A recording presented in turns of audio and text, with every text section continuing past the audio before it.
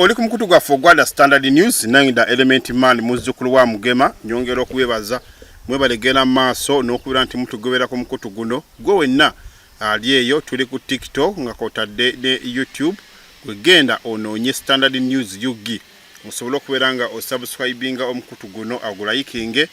ate osobola okubeera nga otugoberera. Njagala okutegeeza gwe wenna andaba mu kaseera kano gwe wenna akoyo obwavu akoyo okubeera nga oyagala kyusa obulamu gwe wenna nga oli eyo toyina byakola jangu osobola okubeera nga otweyungako ku kitongole kya oba ekibiina ekya Fidelity Investment Group gwenno ali eyo otandikirawo okukola wabula okukingira kisooka kukusomesa n'osobola okubeera nti okiyingira bulungi nga sente zo tebakukase wawo ogenda ziteeka jangu oyingire naffe tusobola okubeera nga tukusomesa tusooka kukusomesa toyingira nga tetulina kusomesa era mu kaseera kano tulina abantu bangi abayingidde kati gwe naawe tosuwa omukisa guno ogwa Fidelity jangu osobola okubeera nga okiyingira osobola okubeera nti wejja mu bwavu. Nze da Element Man muzzukulu wa Mugema njagala okutegeeza era okubebaza mwenna bagenda maaso n'okuba nti mutugoberera mwebale ku subscribinga mwebale ku likinga ate mwebale kubeera nti mutugoberera. Mu kaseera kano sigenda kubeera nti mbaliisaawo njagala okutegeeza nti gwe wenna andaba tukyali ku nsonga z'omukulu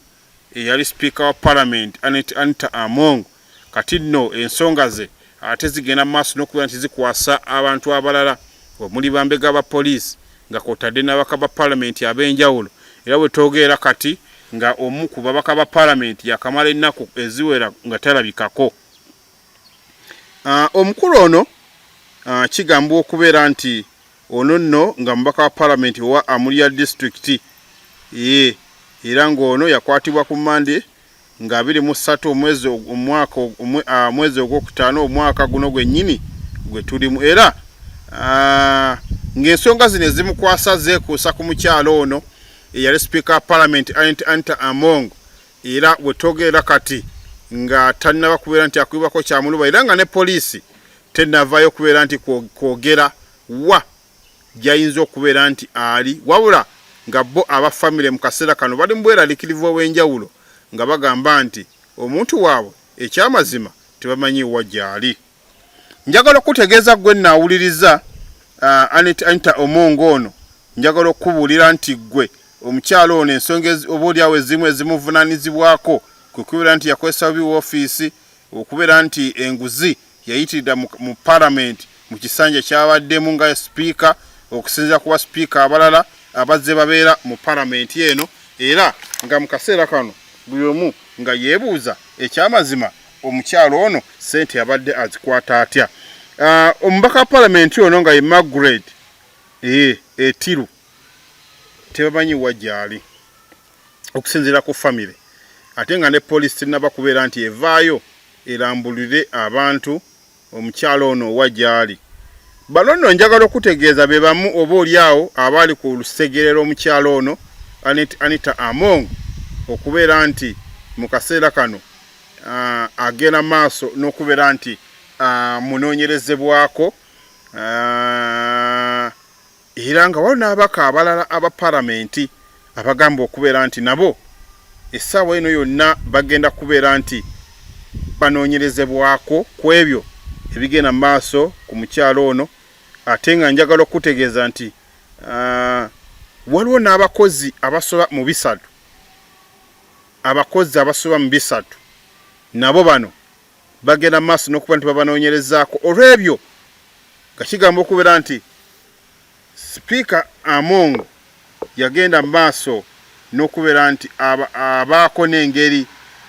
gy'abakozesa naye nga mu nkozesa eno teyali nnuŋŋamu era nga emirimu oba oliawo yagikolanga bokka era nga yagabanga zi contract ez'enjawulo ku bantu abataalina kuzifuna oyo nno ye mukyala Anita Among mu kaseera kano tannaba kubeera nti avaayo wabula ku TikTok ye abamugoberera ogenda mu maaso n'okuba nti ogitunira nga assaayo ebimu ku bigambo oba yagirina ebigenda mu maaso n'okubeera nti bizzaamu essuubi eri bannayuganda ab'enjawulo okusinziira ku ebyo ebigenda mu maaso mu kaseera kano. Ensonga z'omukyalo ono gwe nno andaba mu kaseera kano njagala okutegeeza era zikwasizzaako n'abamu ku bambega ba poliisi ab'enjawulo n'abakulu mu poliisi bentegeeza bano nno bagenze maaso n'okubeera nti babanywa okubakwata babanywa ne babakwata nga bagamba nti babadde balina engeri gye bakolaganamu n'omukyalo ono ku ngeri gy'okubulaganyamu ensimbi oba oliawo nga n'emisango egimu engeri gyali omunene mu ggwanga nga bannayuganda abagenda maaso n'okwogera ku nsonga eno mbu balina engeri gye bakwataganamuko naye ne bagenda maaso n'otulugunya omuntu oyo alina okwemulugunya kwe nga tebamuwuliriza. Kino nno njagala okutegeeza nti embeera y'omukyalo ono yava kubeera nti omukyalo ono mufena tumanyi muluka ekika kya Rolls Royce gye bagenda maaso n'okubeera nti oba oliawo nga ebulankanyi yagulibwa obuwanana n'obuwanana kyokka ye n'avaayo n'agamba nti waliwo mukwano gwe eyagimusizeemu naye nga buli omu yeebuuza mukwano gwe kyoyo asobola okugonnomolako ekifo ekyo oba ogumotoka ogwo ogumala obukadde bw'ensimbi 3.5 obwa biliyoni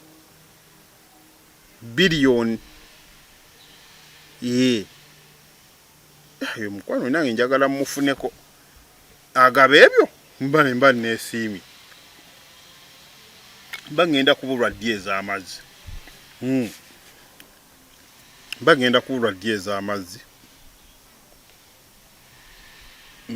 kubulwa ddi ez'amazzi bye nno ebiri mu nkambi eya Anita Among wabula ekyamazima ye baamugaana okubeera nti afuluma era tebannaba kubeera nti bamukkiriza kufuluma wonna waali era tukimanyi bulungi omwami Magogo yavuye oba yadduka kuba naye tannavaayo okubeera nti ayogera ku ebyo ebigenda mu maaso mu ggwanga yattu Uganda naddala ebikwatagana n'omukyala we Nnaalongo Anita Among ku ebyo bigenda mu maaso n'okubeera nti biboogebwako. Bambega ba poliisi bano abakwatiddwa ku bintu by'omukyalo ono ffenna tujjukire bulungi nti byatandikira ku omu ku basirikale gwe baakwata ono nno yagenda nga maaso n'okubeera nti akubira Among amasimu ag'okumukumu nga amutegeeza nti owaayi naye bana naye kyabagamba nti abasirikale balina olugambo kituufu balina olugambo kuba kati ffenna tujjukira bulungi nti omusirikale ono era ali mu kaduukulu yavaayo n'akubira Anita Among amasimu ng'amutegeeza nti owange enkya tujjawuwo baako n'ebintu by'otegula kati awo nno amasimu ne bagenda maaso n'okuba nti jjukira abakulu bano abakulu ba gavumenti amasimu gaabwe ebiseera ebisinga gagenda maaso n'okuba nti gatulakingibwa era bw'ogenda maaso n'okubeera nti oyogera okuleka nga balina ennamba gy'otalina naye nga ennamba bagirina eyo bagenda maaso n'okubeera nti bagitulakinga osobole okubeera nti bamanya biki by'oyogera. Kati waaliwo connection wakati we n'ombega wa poliisi ono nga ye amugamba enkya tujja era vaawo oba osekyo weetegule. Kati mu kaseera kano we bagenda maaso n'okubeera nti ebintu bino babijjawo kati wano we bakwatira omukulu ono oluvannyuma lw'okubeera nti akubidde Anita Among amasimu nti owaayi tujja naye vaawo weetegule tusobole okubeera nti tujja obumu ku bujulizi omaze okubutegulawo. Kati nno kino kyekireese bambega ba poliisi bano okubeera nti nga gavumenti eyingira mu nsonga zino oba state nakugamba nti government si eri mu nsonga za Anita Among state yeri mu nsonga za Anita Among era yegena maaso n'okubeera nti ereetawo obwenkanya eri bannayuganda eri abantu ba bulijjo abazze batulugunyizibwa sente z'omusolo zibadde ziragawa eri amalwaliro agataliimu ddagala sente mubadde muziteekawo ate nga gavumenti esindika eddagala kati state mu kaseera kano yekola ki yebirimu yensonga lwaki Anita Among mu kaseera kano speaker kuba tosobola mujjako kitiibwa kya speaker a speaker is always a speaker, a president is always a president, a honorable is always a honorable, a councillor is always a councillor. Kati tosobola kubeera nti omujjako kitiibwa kye kubeera akyali speaker wa parliament wadde nga balonzebwa naye kiba kisigalawo nga bw'olaba Kadaga nti speaker wa parliament nga bw'olaba Ziri Kigondo vice president kati abantu abo kuba buli yabeerako speaker asigala speaker wa parliament. Ebyo nno bye biri mu nkambi y'omukulu ono era nga ebimu ku byo biraga nti Anita Among ono agenda maaso n'okubeera nti ali under house arrest kubeera nti takkirizibwa kutambula mu bantu okutuusa nga okunoonyereza kweri tumanya president ayinza okubeera nti amuddira musinga babeera nga bamaze okunoonyereza ku nsonga zino ezigenda mu maaso n'okubeera nti zinoonyerezebwako ku ngeri gyazze atambuzaamu woofiisi ku ngeri gyazze akwatamu woofiisi ate n'engeri gyazze oba oliawo woofiisi eno agitambuzaamu ate nga mu kaseera kano nga omukulu mu kaseera kano nga Anita Among era ye tetamanyi kiki kizzaako oba kyazzaako naye nga byonna tujja kugenda maaso n'okubeera nti tubikuwa saako n'abakulu bano baba n'abatwala mu kooti naye tujja kugenda mu maaso n'okubeera nti tubikuwa kuba buli muntu alina eddembe okugenda mu kooti ne Anita Among alina eddembe okubeera nti agamba kaŋŋende mu kooti neewozeeko oba kaŋŋende mu kooti nekulira omunanga basiikano basobole okumpa emmotoka yange ekika kya Rolls Royce bw'oba olina ebyogera ku mmotoka yo kakasa nti poliisi tesobola kubeera nti eremererwa kukuddiza mmotoka yo kuba nayo eba eyagala bujulizi. Kakati nno tugenze ku nsonga endala ey'omukulu eyava mu kibiina ekya Nuupu gwe bayita Yusuf Nsibambi. Kati nno ebintu bye biringa ebigenze maaso n'okubeera nti bimwonoonekera bimwonoonekera. Omukulu ono njagala okutegeeza gwe wenna atulaba gwe wenna nti Nsibambi ono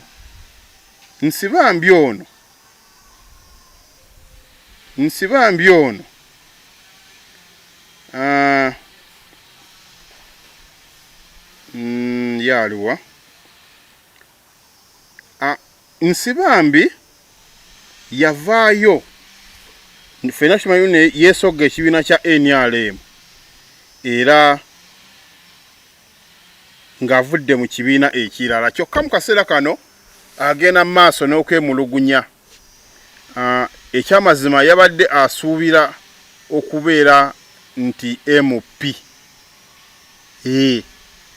okubeera minisita sole kati mu kaseera kano obwa minisita bulinga obwamuvuddeko ng'agamba nti mwamaze okunkozesa ne munsuula ebbali kati ninga eyafuuse kondom omukozeseeko era nti alinga ye mu bigambo bye agamba nti engeri gye bamusuddemu nga ejiiko oba kondom enkozeseeko nti kondom omala ogikozesa n'osuula eri ejiiko bw'omala ogikozesa kwegamba nti oba oliawo enva tugeze nti omaze osse n'enva n'osuula eri kuba eddugadde kati ne Yusuf Nsibambi ono naye bamaze obumukozesa n'awa Museveni akalulu nga bamusuubizza obwa minisita kyokka ne bagenda maaso n'okubeera nti bamusuula eri. Ono nno ensingo asinze kugikiikira omukyala mu bakyala gwenna gwe tumanyi obulungi abadde speaker parliament Anita Among mbu yamumisleadinga era mu kaseera kano agera maaso n'okubeera nti yejjusa ebyo byonna ebyaliwo nga Yusufu Nsibambi ono agenda maaso n'okubeera nti oba oliawo amuteeka ebbali amina Anita Among amutadde ebbali naye Anita Among tuleme kubeera nti Yusufu omukiikira ensingo ndowooza naye mu kaseera kano byaliko obiraba naye mu kaseera kano byaliko okola ki obiraba era njagala okutegeeza gwe winna andaba ku mukutu guno gwa The Standard News nange The Element Man nti Yusufu nti Anita Among naye ali mu bizibu ebyenjawulo byatamanyi ddi wagenda kubivaamu wagenda kubivuunuka olw'ensonga nti naye takyafuluma waka era takyalina bwogerero mu kaseera kano olw'ensonga nti naye kati balinga gwe bamaze okubeera nti bamukozesa ekibadde baagala wabula ekyamusudde kubeera nti akozesa bubi ensimbi y'omuwi w'omusolo akozesa bubi ensimbi y'omuwi w'omusolo era yensonga lwaki njagala okutegeeza yensonga lwaki gwe wenna aba oliawo andaba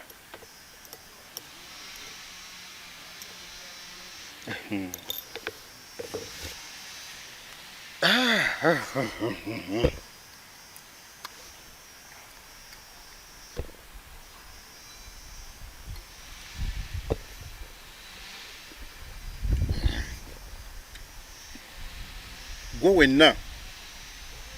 andaba nti kati Yusufu Nsibambi ono tetwagala nnyo okubeera nti tumunenya olw'ebyo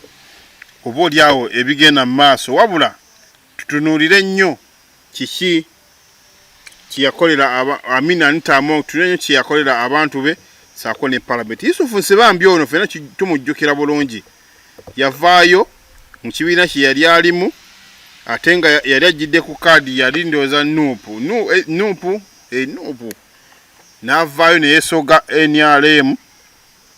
ng'agamba nti nuupu ejjudde emivuyo era y'ensonga lwaki tayinza kubeera nti asigala mu nuupu eno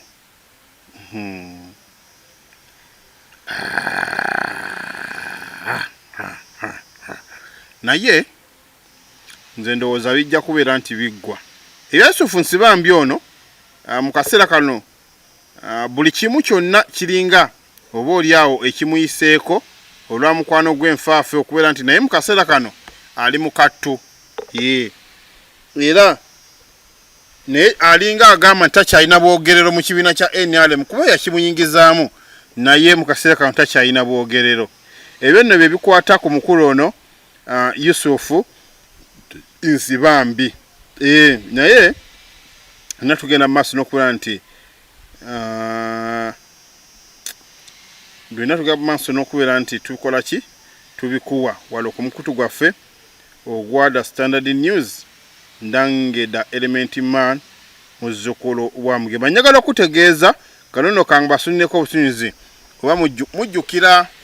abakyala oba abafumbo be battira mu bitundu by'Entebbe nga bano nno baali bakabeera nti bakava ebweru zisi yali mukono ndowooza nga bakava ebweru okubeera nti bakomawo lwakiri bafune ku mirembe kati ndowooza wayise omwaka kumpi nga gumu bukyanga battibwa wabula kyaddaaki bamaze ne batwalibwa eri mu nsi gye baali ne babateeka mu cemetery zeeri oba mulimbo tezawukana nnyo n'eza wano nti olw'engeri nti bali balina ettaka oba oliawo eddene basobola okubeera nti baziika omuntu ne batabapanga nga we kibeera wano ku mulimbo za wano mu ntaano emu basobola okuteekamu abantu nga bana bataano mu ntaano emu naye ate basooka kubuuza nti omuntu wo ogenda mutwala mangu oba nedda. Kati gwe n'osalawo oba mutwala oba simutwala, nti ekibaviirako ekyo nti abantu oluusi bateeka ku ngulu, oluusi oba oliawo abantu baabwe baba bagenda kubeera nti babatwala ate nga so tebasobola kubeera nti babateeka wansi, basobola okubeera nti babanoonya nga tebalaba. Abantu bano nno wetwogera kano bamaze okubeera nti baziikibwa era ne babasabira, naye n'okisa kati poliisi ennaba kubeera nti ekwata mutemu agambibwa okutta omukyalo ono. Njagala nkutwaleko mu bitundu by'emukono ekifo ky'obwa kansala emukono kifuuse ekifo. Nkiddamu, ekifo ky'obwa kansala emukono kifuuse ekifo. Gwe wenna andaba era gwe wenna ampuliriza, ekifo kino kigambibwa mbu kize kifiiramu abantu bangi. Ndowooza ono kansala alinga ow'okubiri owokusatu eyakafa, nga kiina omuntu oba oliawo gwe baawangula akyagala naye nga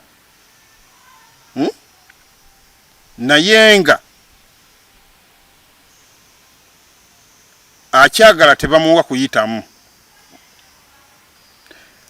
Weki ekikubye emabega, ffenna nze mbadde mbiraba kansala ow'e Katete Parish na Kisunga Sub County Mukono District gwe bayita ono yavuganya nga direct kansala ku kifo kino okukiikirira eggombo kubeera ku ggombolola gye bayita Sub County. Kati nno ono nno munnakibiina kya NRM oba abadde munnakibiina kya NRM Bukaba yasobodde okubeera nga amuyita mu kaseera kano. Olw'ebyo yazze okulayira nga embeera yembi wakati mu kulayira, bw'atyo n'agenda maaso n'okubeera nti akuwa ebirayiro mu mmotoka, naye nga wakati mu kuwa ebirayiro bye omukka yabadde abaka mubake nga buli omu yeebuuza kansala waabwe abadde ki, abadde omulamu. Kansala ono kigambibwa nti tabadde mulwadde era olumbe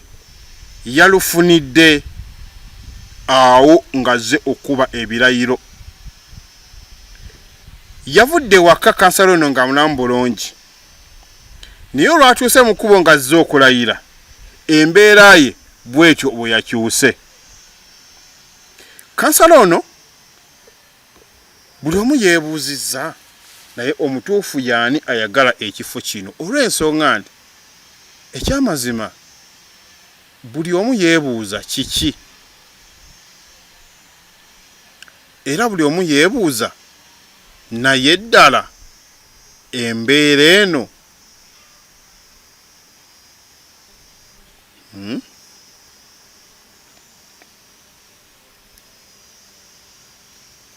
yazze etya, kuba kansala waabwe abadde mulamu bulungi,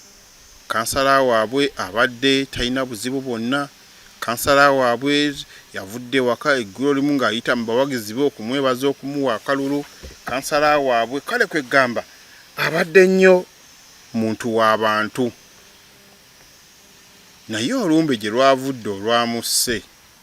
teryamanyi, era nga buli omu ali mu kwebuuza ddala ekituufu kyekiriwa ku kansala waabwe ono yagenze mu maaso n'afa. Oba ntegeeraganye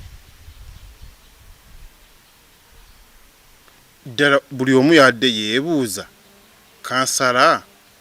yaliwa, kansala ono yafudde, ekyamazima kyekyamusse. Ebibuuzo bingi nnyo, bingi ebibuuzo ebiri wakati w'abatuuze mu disitulikiti eno ey'Emukono ku kyalo Katete Parish omukulu ono gy'oba oliawo gy'akiikirira, nga buli omu yeebuuza kansala waabwe kiki ekyamusse omuntu eyabadde omulamu Kete nga talina wadde katulututtu kamuluma, naye ate okubeera nti mu kaseera kano ze mbuyaga ezikaza engoye, era y'empewo egenda mu maaso n'okubeera nti kati gye tussa. kansala ono si mulala nga ye Henry Kitata naggwano. Buli omu yeebuuza naggwano ono ddala n'obwa naggwano obwe kiki ekyamuse, waliwo yamuloze oba? Njagala okujjukizaamu era mu kulonda kw'omwaka oguwedde waliwo kansala bw'atyo eyeesimbawo era mu kifo kino kye kimu, kyokka yali tannaba kulayira era bw'atyo nassa omukka ogw'enkomerero, era ne baddamu ne balonda mbu kansala omulala era bw'atyo naye wakati mu kubeera nti agenda mu maaso n'okubeera nti akakkalabya emirimu gye wakati mu kubeera nti ayingidde woofiisi era naye nassa omukka ogw'enkomerero. Kati buli omu yeebuuza ekifo kino kiriko ki? Era buli omu yeebuuza ekifo kino ddala omutuufu ani akyagala? Era buli omu yeebuuza ekifo kino ddala ani ayagala okukitwala? Era buli omu yeebuuza ddala ekifo kino ani omutuufu waakyo okubakulembera? Ebyo byonna bye twebuuza. Ebyo byonna bitukola ki? Gwe wenna omulabi waffe owadda Standard News, nange da Element Man muzzukulu wa Mugema, njagala okutegeeza nti bino byonna oba oliawo oba waliwo yagala ekifo kino ekyabwa kansala ono ng'alinga alemesa abantu okukituulamu. Emiranga nno gyabadde mingi mu disitulikiti eno ey'Emukono nga buli omu agamba nti kansala waabwe ani amuse, era waliwo konomu eyavuddeyo ng'agamba nti naye gwe wenna asse omuntu waffe, naawe ekifo togenda kubeera nti okyeyagaliramu. Oba kyazze mu bikwekweto bino ebyabaddewo nga abakulu bano baagala aba NRM babayitawo ku bifo eby'enjawulo, nze naawe. Oba yabadde akyagala, nze naawe.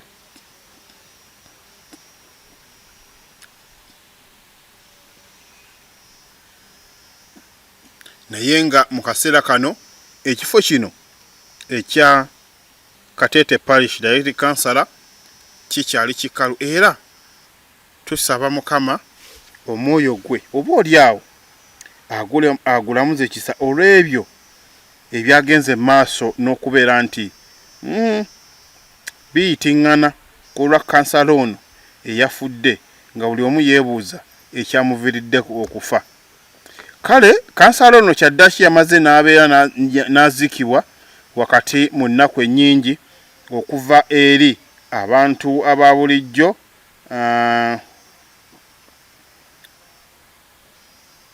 okuva mu bifo ebinyera, era yabadde ennaku nnyingi nnyo okuva mu bantu ab'enjawulo nga buli omu agamba naye ddala omuntu ono eyafudde ddala omutuufu yaani ayinza okuba nga yamuviiriddeko okubeera nti assa omukka ogw'enkomerero ate nga yabadde mulamu bulungi tiyabaddeko nakalwadde konna. Bye bonna ebibuuzo ebigenda mu maaso n'okubeera nti byebuuzibwa. Era mu sabbiiti boolera gye tukomye emabega ne wiiki eyo gye tutandise NEMA egenda mu maaso n'okubeera nti emenya amayumba gaabo abagamba okubeera nti abaazimba mu ntobazi. Tetumanyi oba bituufu oba si bituufu, tetumanyi oba abantu bano basasule, wabula waliwo omu ku bo eyabinyumizza, wabula teyayagadde okubeera nti alabikira mu kamera. Ono nno yagambye nti abantu bonna be bagenze mbu okumenyera amayumba mbu babasasula, wakati mu kubasasula abantu bano kati balijjukira gavumenti egenda mu maaso mbu nesasula abantu. Obuzibu bwa gavumenti mbu egenda mu maaso nesasula abantu, kyokka ate wakati mu kubasasula mbu netwala ebbanga ng'ekifo ekyo kikozesa obanga tewali kigenda mu maaso. Kati mbu abantu bano be baasasula ate bagenda mu maaso n'okutomeza abantu bano mu kaseera kano abaliwo. Era ffenna tujjukire bulungi abantu bano abaasasulwa mbu babasasula emyaka 10 emabega bo ne bavaawo, ate bano be baasasula ne bagenda mu maaso n'okuguza abantu abalala.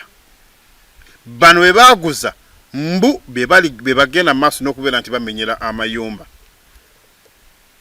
Kati bano abantu mti be baamenya bo balinga ekigwembu gwe baatomera ekintu kye batagenda kumalako nakyo, nga nabo tebamanya nti abantu ababaguza baali babasasula, ate mbu ng'abantu bano beekubana ne ba chairman waba ssentebe b'ebitundu okugenda mu maaso mbu okuguza abantu bano. Oba ntegeerekese, waliwo omuntu omu eyanyumiza era naye mbu yaliko mu bitundu ebyo bagenda mu maaso n'okumenya abantu, era nga bo babasasula emyaka 10 emabega, era nga ne ku ndagaano nga gavumenti ebasasula bateekako emikono. Wabula olw'ensonga nti olw'engeri gavumenti gyerwa okozesa ebintu byabo byebeeguze, ate bano be baaguza ne bagenda mu maaso n'okutomeza abantu bano be bagenda mu maaso n'okuguza.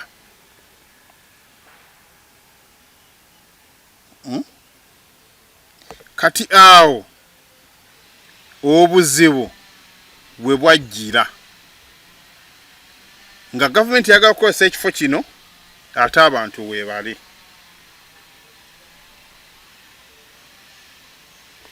Namugezezaako omugyamu amawulire lwakuba yaganya okulabikirako ku kamera, naye nandibadde njagala mmuleete agende mu maaso n'okubeera nti atutangaazaamu ebintu bino ddala ekituufu kyayo biri bitya. Bw'otunuulira embeera essaawa zino eri mu ggwanga nti ne bakumenyera katooyi, osooka kwebuuza ssente ezigenda okuzimba ngenda kuzijjawa.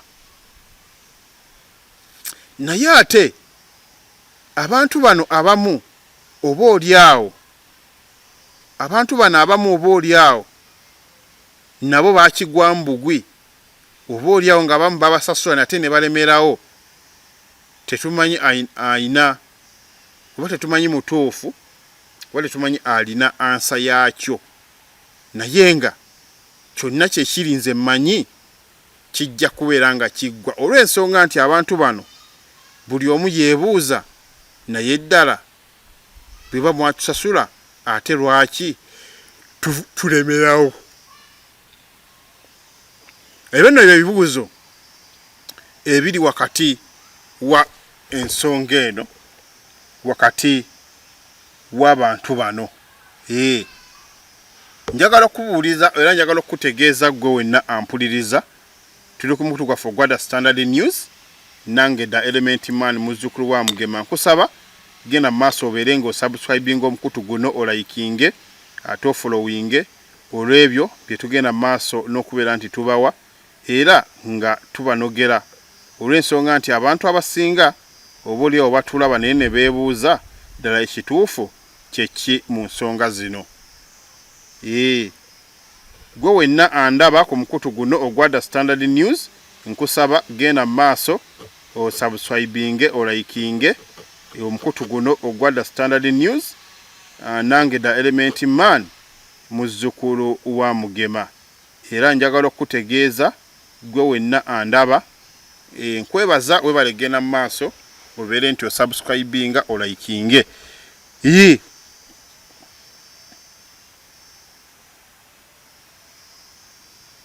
Kale ddala ffenna manyi amaziga gabadde mangi, ffenna tusooka tujjukiremu nti eno luutu eringa season 2 nti gavumenti yakomyewo season 2 olw'engeri nti abantu bano ddi omu yeebuuza nti ddala tugenda kubeera tutya. Buli omu yeebuuza ddala tugenda kubeera wa buli omu yeebuuza ddala abantu bano okutumenyera amayumba ddala kiki kye batwagaza kuba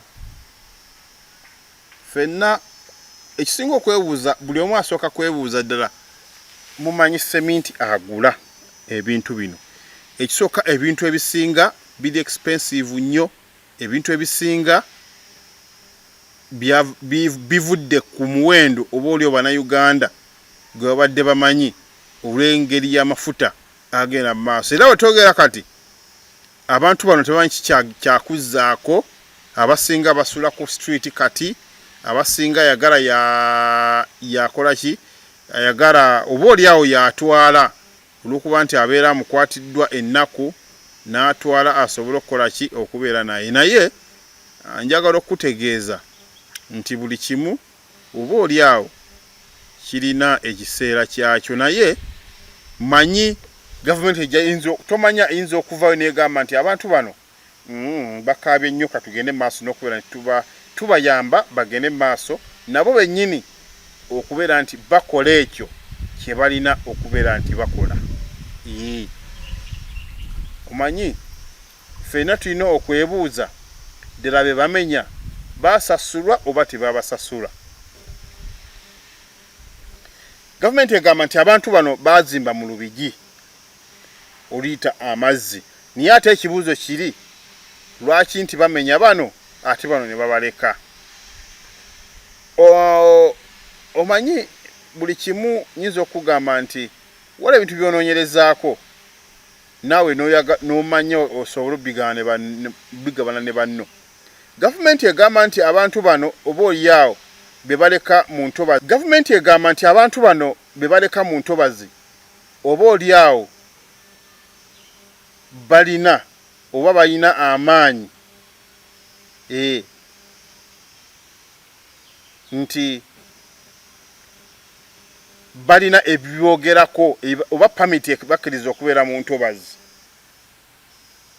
okusinziira ku gavumenti y'obwetu begera maaso n'okubitaputa nti abantu be batamenya baba balina pamiti okubeera mu ntobazi ate nga abasinga oba oliawo nti si Bannayuganda naye buli muntu yeebuuza ate Munnayuganda ye talina pamiti ebeera awo wennyini waali nti bo we balaba ekibangirizi baba baagala babeerewo ate ng'oluusi ba tebalina lukusa kati ebibuuzo bwe biri kati bw'omuntu bw'onoofuna pamiti onoogendayo ebyo byonna weebiri awo njagala okubuulira simanyi naye Mukama yekka y'amanyi era yayinza okugumya abantu bano be bagenda mu maaso n'okubeera nti bamenyera amayumba gaabwe era nkukakasa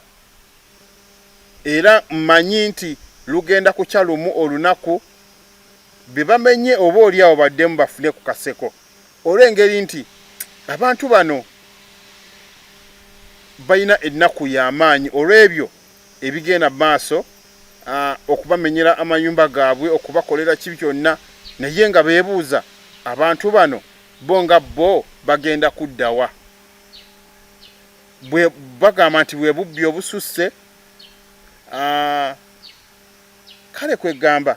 buli omu yeebuuza alisigala yeebuuza ddala kiki ekigenda mu maaso ddala kiki ekiriwo eky'amazima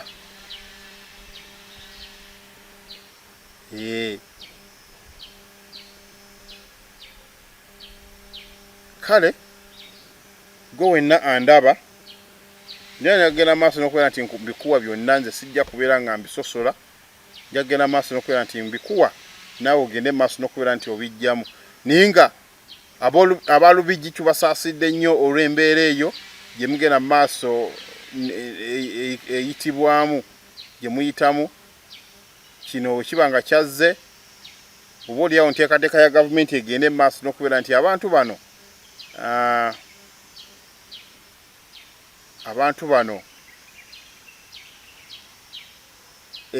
baako n'engeri oba oliawo gye bateekateekamu basobole okubeera nga babaako n'engeri gye batambuza obulamu bwabwe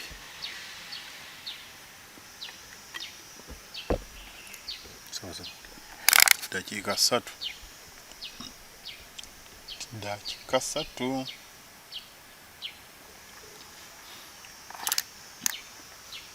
njagala kutegeeza gwe nno omuntu waffe awuliriza wano ku mukutu gwaffe Uganda Standard News 9 Element Man muzzukulu wa Mugema bwagenze okuziba olunaku olw'eggulo nga President Museveni yayimiriza emikolo gyonna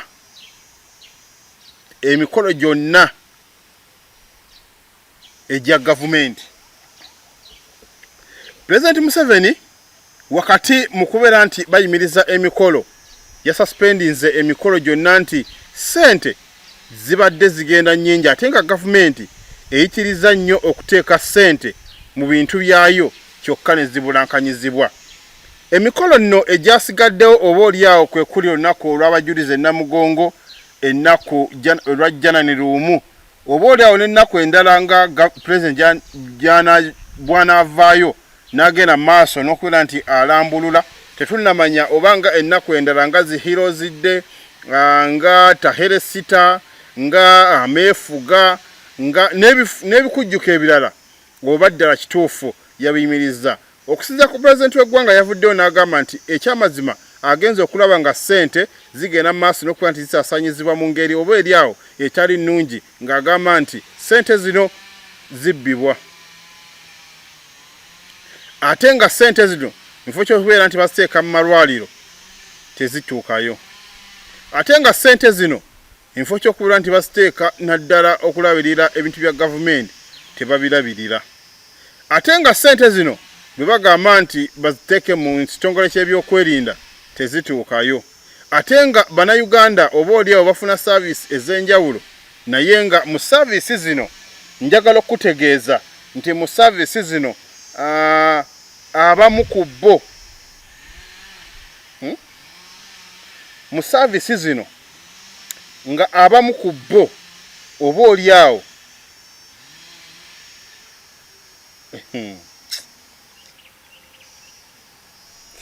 tetunnamanya mikolo ki omukulu ono gyagenze maaso n'okubeera nti ayimiriza. Naye nga twebuuza bw'aba ayimiriza Heroes Day, bw'aba ayimiriza Liberation Day, bw'aba ayimiriza emikolo gy'ameefuga, mukolo kyawomula. Bw'otuna ku kalenda yo olaba emikolo egiriwo gyonna egisinga nti bagiyimiridde olw'engeri nti tewali ssente, nalagira ssente zino zigende mu malwaliro.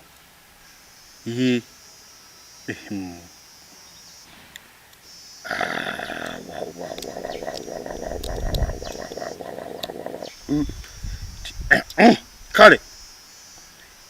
oba kino kinaayambako eggwanga okubeera nti litambula obulungi, byonna tetunnamanya, naye nga njagala okutegeeza gwe wenna andaba mu kaseera kano nti emikolo mwabadde beesunga ng'emikolo giyinza obutaddamu kubeerayo, era nti emikolo nga gino okusinziira ku munokenze w'eggwanga agamba nti ssente nnyingi zibadde zisaasaanyizibwa naye nga ssente zino tezimanyi wa gye ziraga. Kati nno abamu oba oliawo be bajje ku mugaati kwe kuli Minisita Balaam Barugahale. Ono nno njagala okutegeeza nti emikolo gya gavumenti egisinga yabadde oba oliawo agyenyigiramu, omuli okuleeta weema, ngamba tenti gwe wonooziyita, omuli okuleeta ebidongo, omuli okuleeta stage, byonna yabadde agenda maaso n'okubeera nti abireeta. Kati no kitegeeza ki? Museveni kiki kyalengedde, kiki kyalabye? Ddala kituufu ssente zibadde tezikola ebyo bye zibadde zirina kukola oba zibadde zisaasaanyizibwa mu ngeri yaazo, naye nga ekyamazima mu mbeera eno nga pulezidenti w'eggwanga njagala okutegeeza gwe wenna andaba nti mu kaseera kano buli omu ayinza okubeerawo nga yeebuuza kiki ekiddako mu kaseera kano, era kiki ekiddako okubeera nti emikolo gino giyimiriziddwa mu bbanga lino, ebbanga eritali ggere. giyimiriziddwa teri kuddamu kuteeka mukolo gwa gavumenti. Gavumenti ebadde erina emikolo oba oliawo gyetegeka era nga abantu abasinga obungi naddala abali mu bitongole bino mu mikolo nga gino we babadde bafunira omwaganya okubeera nti babaako n'engeri gye babulankanyamu ensimbi ez'enjawulo. Ffenna tukimanyi bulungi nti omukulu Balamu naye babadde bamuwa contract. Naye nga kigambibwa nti Balamu tugeze bwe bamugamba ebidongo, omuntu abamuwadde eddiiru eyo y'okuleeta ebidongo namwe mubimanyi naawe lwaki munjogeza mubimanye. Kino nno ndowooza pulezidenti w'eggwanga y'ensonga lwaki avuddeyo n'akiraba n'agamba nti emikolo nga gino kati ngiweze tegigenda kuddamu kubeerawo era tuyiye emikolo emirala okuleka egyo gyennyini egy'ebyobuwangwa okugeza ginnansangwawo nga egy'eddiini nga Uganda Matters Day olwo tagenda kubeera nga alukwatako olwo mateeka weeruli nga omukolo gw'omugenzi Janani Luwumu Janani Luwumu ogwo nagwo omukolo ogwo weeguli egy'abannaddiini oba egy'ebyeddiini gisigaddewo naye nga bwe giba nti tugeze nti gya gavumenti egyo gyo balinga abagiggyeewo n'ogwa Janani Luwumu guno tetunnamanya oba ddala agujjeewo oba taguggyeewo kuba gavumenti yeguwomamu omutwe omukolo guno ogwa Janani Luwumu. Tujjukewo nti gavumenti yegenda maaso n'okubeera nti eguwomamu omutwe omukolo guno ogwa Janani Luwumu. Katulina emikolo emirala gyonna kwegamba nammwe mugimanyi temuleke kunnumya mumanyi emikolo gavumenti gyekola ki naye nga ensonga enkulu ya nsimbi nti ssente zibadde zibulankanyizibwa nnyo kwegamba ne bagamba mukole kino bagenda okufulumya bajeti nga bajeti eri mu ssente nnyingi ate nga biba bikoleddwa tebijja mu ssente ezo. Yensonga lwaki Uganda weetuuse eyinza okuba ebanjibwa naye nga mbu oba oliawo abanaabisasulwa oba ffeffe nnyini oba bazzukulu baffe tetunnamanya naye nga ne gavumenti nayo egezaako okubeera nga erwanyisa amabanja gano basobole okugasasula naye nga buli kimu nze ndowooza mu kulowooza okwange bijja kutambula nga bwe biri era mu kulowooza okwange bijja kubeera bwe bityo.